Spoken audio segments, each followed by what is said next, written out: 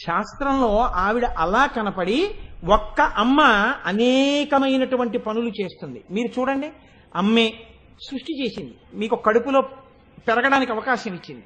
ఆ అమ్మే బయటికి వచ్చాక పాలిచ్చింది. ఆ అమ్మే అన్నం పెట్టింది. ఆ అమ్మే మీకు విద్యాబుద్ధులు నేర్పించింది. ఆ అమ్మే తండ్రిని చూపించింది. ఆ అమ్మే రాత్రుళ్ళు ఆడుకుంటానంటే 4 దెబ్బలు కొట్టి పడుకోబెట్టింది. ఉరే ఇంకా నువ్వు నిద్రపోకపోతే నీకు వేడి చేస్తుందిరా అంది. కొట్టి నిద్రపుచ్చినప్పుడు అమ్మే, లయకారకుడైన పరమశివుడు. అన్నం పెట్టినప్పుడు స్థితికారుడైన విష్ణువు అమ్మే. నిన్ను కన్నప్పుడు సృష్టికర్త అయినటువంటి బ్రహ్మ అమ్మే. కాబట్టి సృష్టికర్త, స్థితికర్త, ప్రళయకర్త ఎవరిలో ఉన్నారు? అమ్మలోనే ఉన్నారు. కాబట్టి ముగ్గురు మూర్తుల యొక్క దర్శనం ఎందులో అవుతోంది? అమ్మలోనే అవుతోంది. కాబట్టి ఆ అమ్మ అనేక పేర్లతో అనేక ప్రదేశాల్లో ఉండి ఎన్నో కళ్ళతో నిన్ను అలా చూసుకుంటూనే ఉంటుంది. అందుకే భరతఖండంలో అమ్మవారికి వివిధ పేర్లతో దేవాలయాలు, పెద్ద పెద్ద క్షేత్రాలన్నీ. మీరు చూడండి, ఆవిడ విజయవాడ వెడితే కనకదుర్గ, దుర్గా అన్న మాట తలుచుకున్నా, దుర్గా దర్శనం చేసినా ప్రమాదాలు రావు. ప్రమాదాలు గట్టెక్కించడానికి కనకదుర్గ. శ్రీశైలంలో భ్రమరాంబ, శ్రీకాళహస్తిలో జ్ఞానప్రసూనాంబ. ఇంకొంచెం మీరు పెడితే ఒక చోట ఆవిడ బాలాంబ, వేరొక చోట కుంతలాంబ, వేరొక చోట మీనాక్షి, వేరొక చోట అఖిలాండేశ్వరి, వేరొక చోట ధర్మ సంవర్ధిని, వేరొక చోట కమలాంబ, వేరొక చోట అన్నపూర్ణ, వేరొక చోట తుల్జాభవాని, వేరొక చోట శారదాంబ, వేరొక చోట వింధ్యవాసిని, వేరొక చోట వైష్ణవి. ఇన్ని పేర్లతో ఎందుకుంది? ఒక్క అమ్మ నీకు అన్ని పనులు చేస్తున్నట్టే ఆ తల్లే అన్ని పేర్లతో అన్ని చోట్ల నిలబడి నిన్ను చూస్తూనే ఉంటుంది. ఇప్పుడు ఎక్కడికి వెళ్ళి నువ్వు ఆ అమ్మని పిలిచినా, మీరు చూడండి, లోకంలో స్వామివారి దేవాలయానికి ఓ పేరుతో పిలుస్తారు. శివాలయంలోకి వెళ్ళారా అండి అంటారు. చిదంబరంలో నటరాజస్వామిని చూశారా? చిదంబరంలో శివాలయం చూశారా అండి అంటారు. లేకపోతే తిరుపతి వెడితే వెంకటేశ్వర స్వామిని చూశారా అంటారు. ఇది శివాలయం అంటారు, ఇది విష్ణు ఆలయం అంటారు, ఇది సుబ్రహ్మణ్యుడి ఆలయం అంటారు, ఇది గణపతి ఆలయం అంటారు. కానీ అమ్మవారి పేరు తెలియక్కర్లేదు. ఎక్కడికి వెళ్ళినా ఆవిడ కనపడితే మాత్రం అమ్మవారు అంటారు. అమ్మవారి విషయంలో పేరు తెలుసుకోవాలన్న కుతూహలం అక్కర్లేదు. ఆ పేరు ఉంటుంది ఏదో. కానీ సాధారణంగా మనం ఏమనేస్తామంటే ఆ దేవాలయంలో ఉన్న స్వామివారి పేరు ఒకటే తెలుసుకుంటాం. మిగిలింది ఏమంటామంటే అమ్మవారి గుడికి వెళ్ళొచ్చారా అంటారు. శారదా నవరాత్రులు వచ్చాయనుకోండి, కాకినాడలో అమ్మవారి గుడికి వెళ్ళొచ్చారంటే ఒకటే, బాలాత్రిపుర సుందరి అమ్మవారి గుడి అని.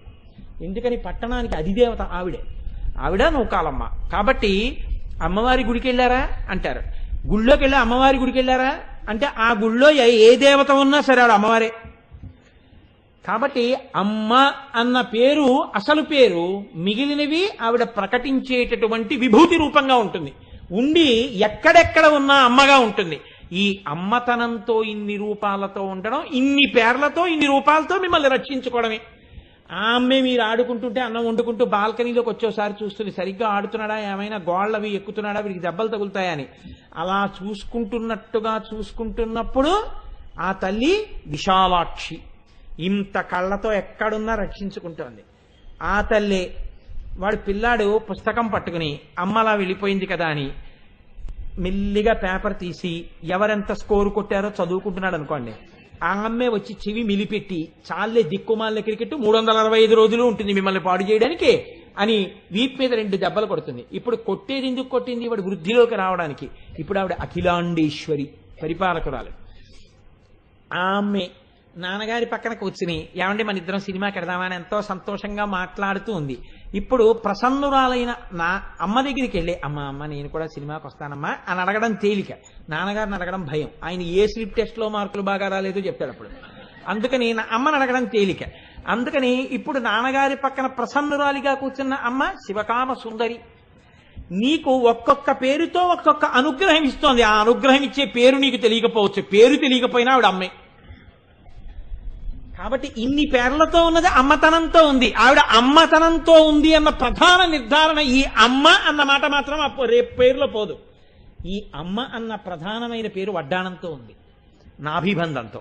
ఇది కంచిలో ఉంది. అందుకని ఆ వడ్డాణం ఆవిడ యొక్క అమ్మతనాన్ని తెలియచేసేటటువంటి పరమ ప్రఖ్యాతమైనటువంటి వస్తుంది. అందుకే మూకశంకర్లో ఒక చమత్కారమైన శ్లోకం చెప్పారు. పరమాద్భుతమైనటువంటి శ్లోకం. ఆయన అన్నారు, కారణపరచిద్రూప కాంచీపుర సీమ్ని కామ పీఠగత కాచన విహరతి కారుణ కాశ్మీర స్తబక కోమలాంగలత అన్నారు. కుంకుమ పువ్వుల యొక్క గుత్తి ఎలా ఉంటుందో అంత ఎర్రగా, అంత సౌకుమార్యంగా, అంత లావణ్యంగా, అంత కోమలంగా ఉన్నటువంటి ఒక ఎర్రటి తీగ ఒకటి కాంచీ క్షేత్రంలో అల్లుకుందిటే. ఎవరావిడ? కామాక్షి. అమ్మా, ఆ ఎర్ర తీగ ఉందే అది పరమదయగలిగిన తీగమ్మా. ఆ తీగ ఏం చేస్తుంటుందో తెలుసా? కారణ పరచిద్రూప, ఎవరెవరు అమ్మా అని పిలుస్తున్నారో వాళ్ళందరినీ కూడా పరచిద్రూపమైనటువంటి పరమశివుడున్నాడే అచ్యుత్, ఆ శివుడిలోకి కలిపేస్తుంటుంది. అమ్మా అని పిలిస్తే చాలు, ఇక్కడ అన్నం పెట్టేస్తుంది, ఇక్కడ సుఖాలు ఇచ్చేస్తుంది, తృప్తినిచ్చేస్తుంది, జ్ఞానం ఇచ్చేస్తుంది. ఆవిడే శివుల్లో కలిపేస్తుంది. కానీ ఆ అమ్మ మాకు కనపట్టలేదని బెంగ పెట్టుకున్న వాళ్ళ కోసం కుంకుమ పూల గుత్తి ఎంత ఎర్రగా, ఎంత అందంగా ఉంటుందో అంత ఎర్రతనంతో నాజూకైనటువంటి తీగ అల్లుకున్నట్టు కామాక్షి రూపంలో ఆ కాంచీ క్షేత్రంలో నా తల్లి వెలిసి ఉంది అన్నారు మూకశంకరులు. కాబట్టి కాంచీ వడ్డాణం నాభికి తగులుతుంది, అక్కడ ఉన్నది అమ్మ. మూకశంకరులు కూడా అక్కడికే వచ్చారు, ఆ అమ్మతనం దగ్గరికే. కాబట్టి ఆ నామము ఎంత గొప్ప నామం అంటే పైన చెప్పినటువంటి సూచనల మిగిలిన నామాల్ని నిర్ధారణ చేస్తూ ఆవిడ అమ్మతనం గురించి స్తోత్రం చేస్తుంది. కాబట్టి రత్న కింకిణికారం యరసన దామభూషిత అన్నప్పుడు ఆ తల్లి వడ్డాణానికి ఎవరు నమస్కారం చేస్తారో వాళ్ళకేం కలుగుతాయి? పెళ్లిలో సరిగ్గా తెలియకపోయినా ఇప్పుడు ఈ నామం చెప్పిన వాళ్ళకి సౌభాగ్యం కలుగుతుంది, ఈ నామం చెప్పిన వాళ్ళకి మంచి సంతానం ఉంటుంది, ఈ నామం చెప్పిన వాళ్ళకి శరీరానికి అనారోగ్యం రాకుండా ఉంటుంది, ఈ నామం చెప్పిన వాళ్ళకి సుఖశాంతులు కలుగుతాయి. అమ్మగా ఆవిడ మిమ్మల్ని రక్షిస్తుంది.